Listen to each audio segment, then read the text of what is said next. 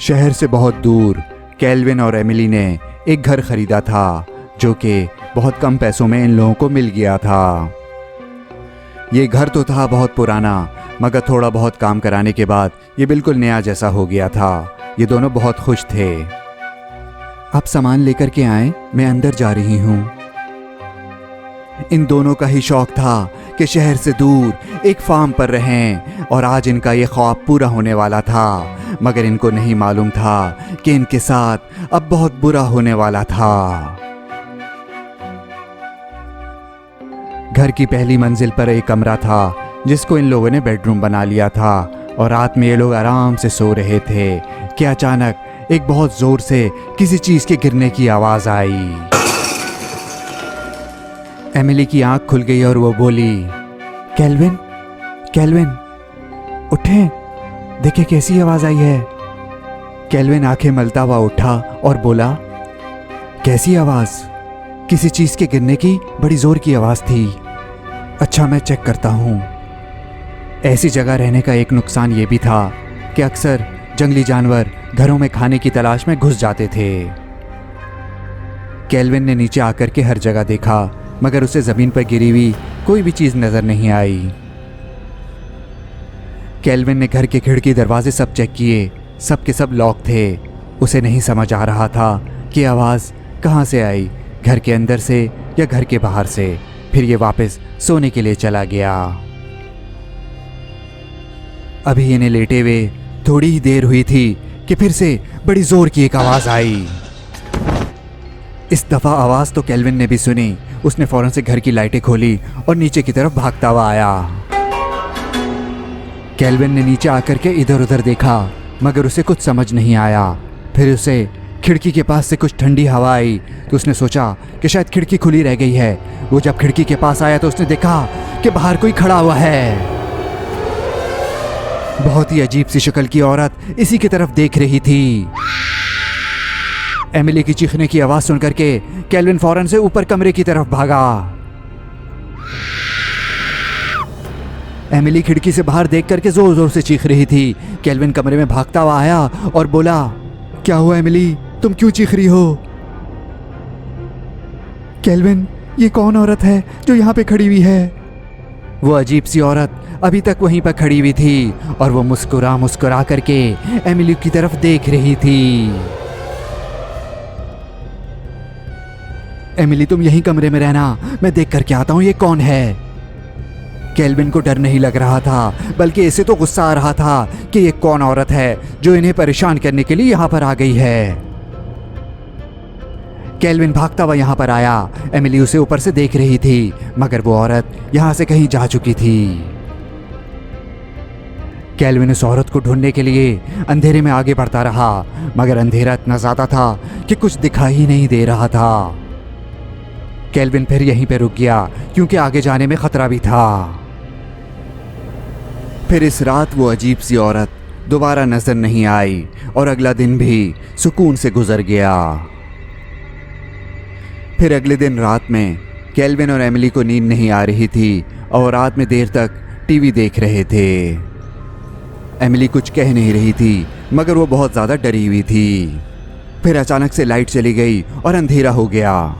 Emily बोली, अरे ये क्या हो गया? अरे डर क्यों रही हो, बिजली चली गई है, तुम यहीं बैठी रहो, मैं देख करके आता हूँ। फिर केल्विन उठ करके बाहर गया और जाकर के चेक करने लगा कि प्रॉब्लम क्या है। घर का मसला नहीं था, पीछे से ही बिजली नहीं आ रही थी। फिर वो वापस घर के अंदर चला गया। केल्विन ने सोचा कि उसे मोमबत्तियां जलानी पड़ेंगी। वो किचन में जाने लगा तो उसने देखा कि एमिली अभी तक वहीं बैठी हुई है। वो बोला, मैं किचन से मोमबत्तियां लेकर के आता हूँ। किचन के ड्रॉर्स में मोमबत्ती ढूंढते हुए ये बोला, अरे मोमबत्ती कहाँ रखी है, नजर ही नहीं आ रही। अरे शुक्र है लाइट आ गई। अरे डरा दिया तुमने मुझे। एमिली अचानक से किचन में आ गई थी, शायद मोमबत्ती ढूंढने के लिए। केल्विन ने कहा, मुझे ऐसा लगा था कि तुम अभी वहीं सोफे पर बैठी हुई हो। बहुत देर हो गई है, चलो अब ऊपर चल करके सोते हैं। फिर ये दोनों ऊपर कमरे में आ गए। एमिली तो फौरन से सो गई, मगर केल्विन को नींद नहीं आ रही थी। वो खिड़की के बाहर देख रहा था। फिर वही हुआ जिसका डर था। नीचे किसी के चलने की आवाज़ आ रही थी। केल्विन फौरन से कमरे से निकल करके नीचे की तरफ भागा, जबकि एमिली आराम से बिस्तर पर सोती रही। केल्विन तेजी से नीचे भागता हुआ आया, मगर सामने देख करके डर गया क्योंकि एमिली तो नीचे खड़ी हुई थी। एमिली ने कहा, अरे मेरी नीचे आंख लग गई थी और मैं सोफे पर ही सो गई थी और लाइट आ गई थी, तो आपने मुझे उठाया क्यों नहीं? अकेले ऊपर क्यों चले गए आप? एमिली, तुम नीचे हो? अरे क्या हो गया है आपको? इतना ज्यादा डरे हुए क्यों हैं? क्या कोई भूत देख लिया है? एमिली, मुझे कुछ समझ नहीं आ रहा। अगर तुम यहाँ नीचे हो तो हमारे बिस्तर पर ऊपर कौन लेटा हुआ है?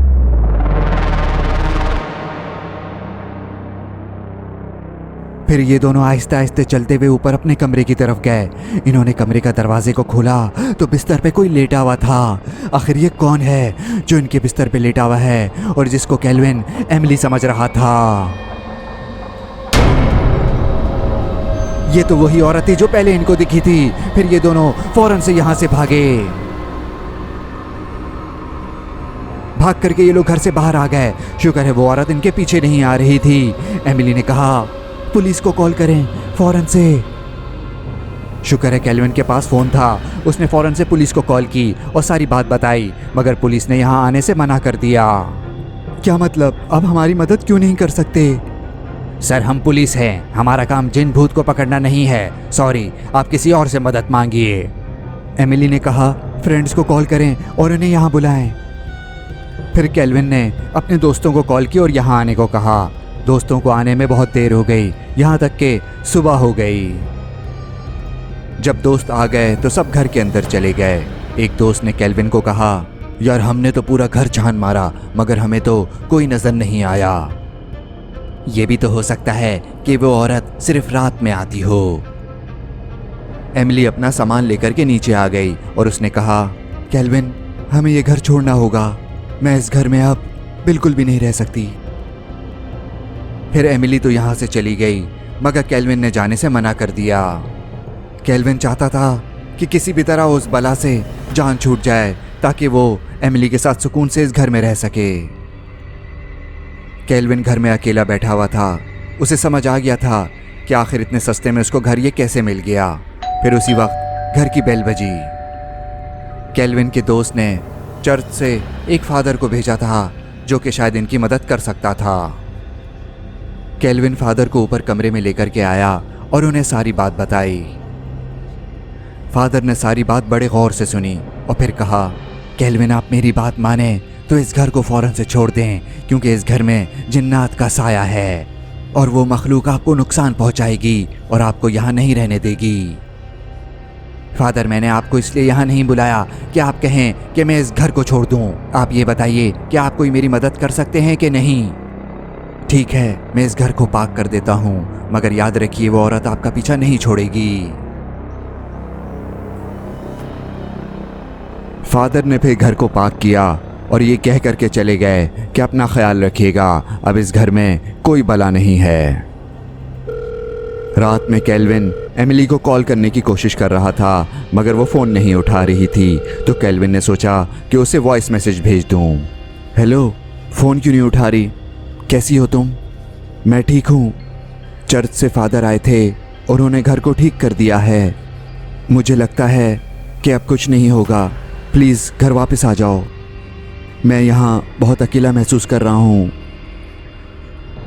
केल्विन को अकेले में डर लग रहा था और वो अपने कमरे में भी नहीं था, नीचे टीवी के सामने बैठा हुआ था। फिर बहुत देर बैठे रहने के बाद उसे आखिर नींद आ गई। घर के बाहर कोई था जो आहिस्ते आहिस्ते दरवाजे के करीब आ रहा था। केल्विन ने उठ करके जैसे ही दरवाजा खोला तो सामने वही औरत खड़ी हुई थी। अरे ये तो ख्वाब था। अब वाकई दरवाजे पर जोर जोर से बेल बज रही थी। एमिली।